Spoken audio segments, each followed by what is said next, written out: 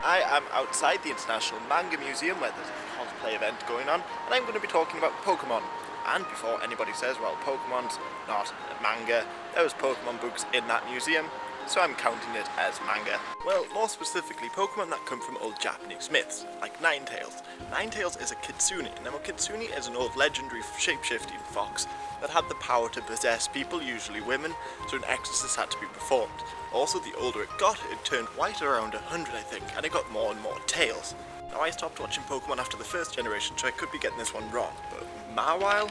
Mawile is a Fudokuchi. Now a Fudokuchi is a woman who was very rarely seen to eat. And that's because she had a mouth on the back of her head, and that mouth would scream and scream and scream until it was given food.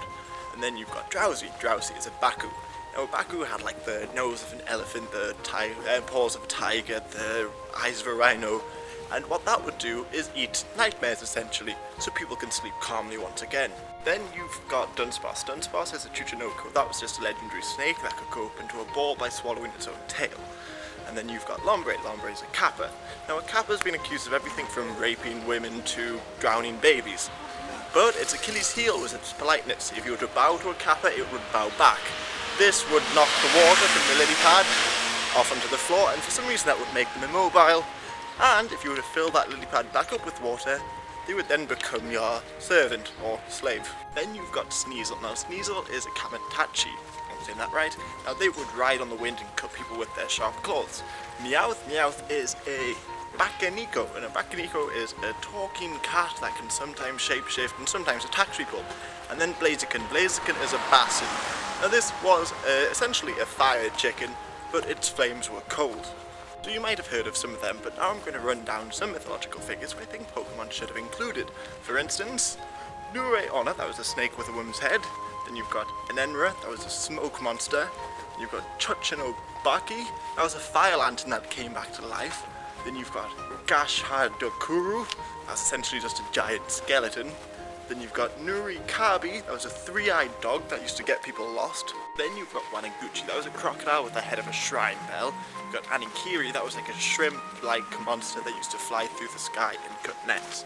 Then you've got Nuraion, that was a misshapen old man that used to drink people's tea when they'd left the house. Then you've got the Shinga Tenaga. They were brothers, one had very long arms, the other had very long legs.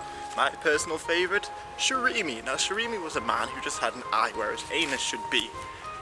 And Wangudo, that was a flying wheel with a man's face on it. And Umibozu. Now Umibozu was a terrifying looking creature that used to capsize ships. Then you've got the Chukomogami, I think I'm saying that right, and they were objects that came to life after 100 years. Now the fire lantern was one, but there was other things like stirrups and paper and stuff, so you can see why there's Pokemon such as ice cream and all those strange looking Pokemon. Now I'm leaving a lot of yokai out, by the way. These are called yokai, and some of them were great. For instance, there was one who just used to move pillows from one end of the bed to the other. There's another one that used to clean dirt from bathrooms. So I'll leave a link below so you can check out some other ones, because some of them are bloody insane.